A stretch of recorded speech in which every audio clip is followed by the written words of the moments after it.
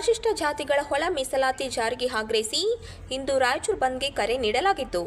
ಈ ವೇಳೆ ನಡೆದ ಪ್ರತಿಭಟನೆ ವೇಳೆ ಒಬ್ಬ ಹೋರಾಟಗಾರ ಮೈ ಮೇಲೆ ಪೆಟ್ರೋಲ್ ಸುರಿದುಕೊಂಡು ಆತ್ಮಹತ್ಯೆಗೆ ಯತ್ನಿಸಿದ ಘಟನೆ ರಾಯಚೂರು ನಗರದ ಅಂಬೇಡ್ಕರ್ ವೃತ್ತದಲ್ಲಿ ನಡೆದಿದೆ.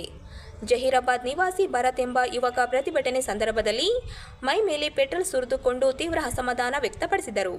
ಬಳಿಕ ಬೆಂಕಿ ಹಚ್ಚಿಕೊಳ್ಳಲು ಪ್ರಯತ್ನಿಸಿದಾಗ ಸ್ಥಳದಲ್ಲಿದ್ದ ಇತರರ ಹೋರಾಟಗಾರರು ಹಾಗೂ ಪೊಲೀಸರು ತಕ್ಷಣವೇ ಯುವಕನನ್ನು ಹಿಡಿದು ತಡೆದರು.